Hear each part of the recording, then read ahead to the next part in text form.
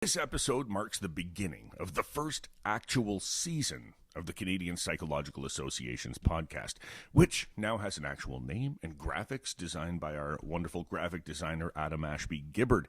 Welcome to Mindfull. My name is Eric Bowman. I'm the communications person at CPA and the host of Mindfull. With the winter upon us and the possibility of a second wave of lockdowns across Canada, we identified 5 areas that may be of concern to Canadians during this time, and those are the subjects we'll be tackling over the next 2 weeks. For no good reason except for the need for some kind of order, we're going to go across Canada with this season, starting on the East Coast and ending on the West Coast. We're going to begin this first ever episode of Mindfull in Newfoundland, talking about children. It's a real sign of the times that we live in right now, that one develops relationships with people in ways we never probably would have before. And I feel like I've developed a relationship with Janine, our guest on the CPA podcast today, solely via email communication.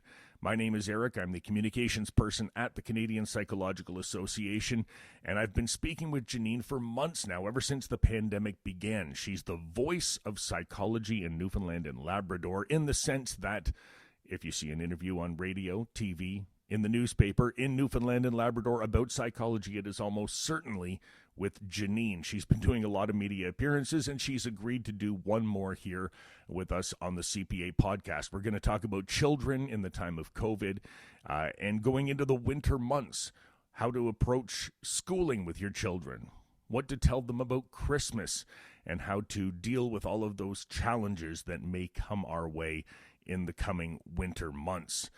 It's a real pleasure to be able to speak with her in person for the first time, in as much as this is in person. It's the best that we've got for now. Welcome to the program. Hi, my name's Dr. Janine Hubbard. I'm a child psychologist located in St. John's, Newfoundland and Labrador, and I'm also the current president of the Association of Psychology, Newfoundland and Labrador, otherwise known as APNL. Thank you so much for taking the time, and we just want to talk a little bit about children and COVID and the possible second lockdown that's going to be taking place over the course of the winter, and how kids can navigate their way through that and how parents can help them do so. What are you seeing are some of the issues that have come up, especially among young children, with the lockdown so far? Well, it's been so variable for many people, depending kind of on their own life circumstances, on family situation of members, and of course, where in the country you're living, because the pandemic experience has looked so different, depending on a lot of those factors. And you in Newfoundland and Labrador would obviously be seeing it much different than we are here in Ontario, or that they are in Alberta.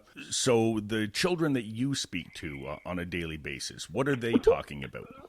Well, again, and it really is interesting to see the different perspectives, because for those of us who do have family and friends and colleagues in other provinces, certainly in Atlantic Canada, we've almost been feeling a little guilty because things have gone so well, although it has led to some new developments that I never would have anticipated. For example, in Atlantic Canada, we're developing a fear of strangers, a fear of outsiders, almost a hostility to anyone who isn't from here, which goes so counterintuitive to your normal thinking around, Atlantic Canada's warmth and embrace and welcoming of people.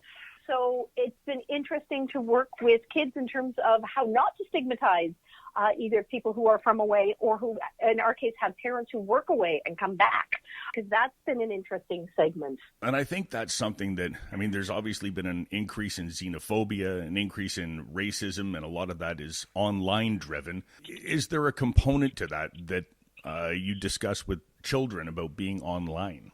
Oh, indeed. Well, one of the biggest things I think that I've been talking to kids about over the last 7 months is empathy and flexibility. And I think if nothing else, hopefully that's one thing that this pandemic has, basically forced upon a lot of us, is flexibility. The fact that information changes constantly, that restrictions are changing all the time, that what we were once looking forward to, we're now having to shift our expectations and try out new things. And some things perhaps haven't been as bad as people anticipated. When masks were first introduced, there was a lot of resistance. And now if you talk to most people, they're kind of like, yes, it's annoying. And for some people, it's a real issue.